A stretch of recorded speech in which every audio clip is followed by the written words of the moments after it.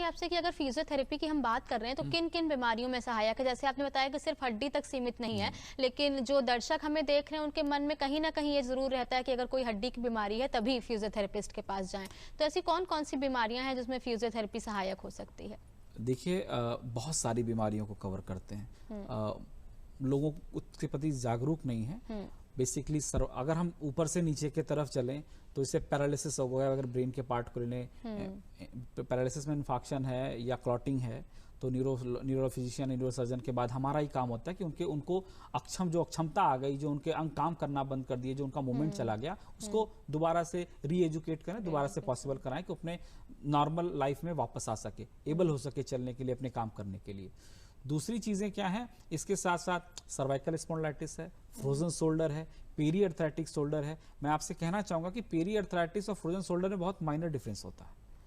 Peri arthritis में लोगों को नाइट पेन होता है, फ्रोजन शोल्डर में मूवमेंट पेन होता है, बट वो लोग डिफ्रेंशिएट नहीं कर पाते, तो घर पे शिकायत करते रहते हैं, कहते डॉक्टर साहब ओवर नाइट पेन होता है, नाक पर हम सो नहीं पाते, तकिया लगा के सोते हैं, फिर भी दर्द होता रहता है।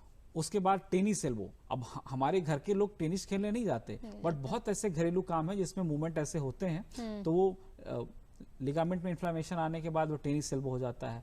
कार्पल टनल सिंड्रोम होता है। टीनोसाइनोवाइटिस, जिसमें आप देखेंगे बहुत सारे लोगों की उंगलियां मुड़ तो जाती हैं, वो खोलने में खटके जैसे लगता है कि झटका दे रही हैं, आवाज आता है। अर्थराइटिस को ले लें तो चाहे रिमेटॉइड अर्थराइटिस हो, ऑस्टियो अर्थराइटिस हो, उसमें काम करते हैं।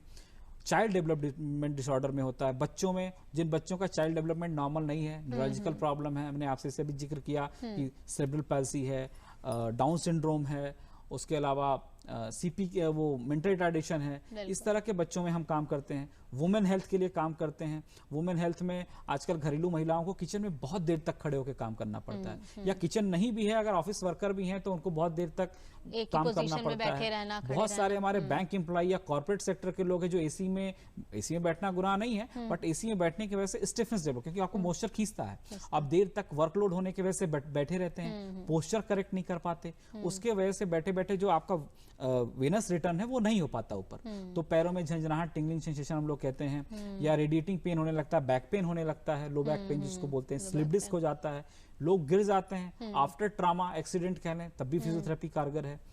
इवन प्लास्टर लग जाता है, कोई सर्जरी होती है, इवन नी रिप्लेसमेंट है, हिप रिप्लेसमेंट है, उसमें हमारी बहुत जरूरत पड़ती है।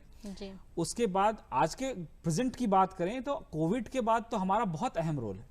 कोविड में पेशेंट को जिनको ब्रीदिंग प्रॉब्लम हुई, उनमें चेस्ट फिजियोथेरेपी का बहुत बड़ा रोल है।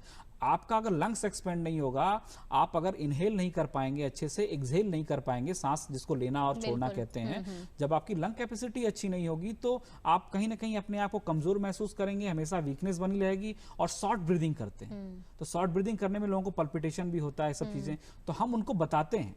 हमारे पास वो पोस्चरल ड्रेनेज कराना, अगर किसी को कोई सिक्रेशन वगैरह है, कंजेशन है, उनको हम वाइब्रेटर लगाते हैं, और उसके साथ साथ उनको मैनुअल थेरेपी देते हैं, उनको ब्रीदिंग एक्सरसाइजेस कराते हैं। तो बहुत सारे ऐसी कंडीशन है जिसमें हम फिजियोथेरेपी का रोल है। अभी बहुत सारी चीजें बची हुई हैं बताने को, आपको मैं कितना विस्तार में बताऊं। इसके साथ साथ हमारे लेटेस्ट थेरेपीज भी हैं, मैनुअल थेरेपी, ऑस्टियोपैथी, आजकल लेटेस्ट हम लोग के यहाँ कुछ लोग कायरोप्रैक्टर भी आ गए हैं जो अच्छा इसमें रोल दे रहे हैं फिजियोथेरेपी के साथ साथ। उसके साथ साथ कपिंग थेरेपी आ गई है। कभी आप स्पोर्ट पर्सन को देखिए, आप फील्ड पे खेलते देखेंगे तो लाल पीले नीले रंग के कलरफुल वो टेप पहने होते हैं, तो वो टेप को शायद लोग ना जानते हो, गांव गिराव भी कह लें या सिटी में भी बहुत सारे लोग अगर ना जानते हो, तो वो भी एक थेरेपी है, वो टेपिंग थेरेपी है। वो इंस्टेंट जो है आपके मसल को इमोबिलाइज करने के लिए, उस मसल को हम देखते हैं कहाँ पे पेन आया, उसको टेपिंग करके इमोबिलाइज करके फिर इंस्टेंट सोल्यूशन के लिए वो मसल खींचे ना दोबारा फाइबर, उसका पेन एग्रीवेट ना हो।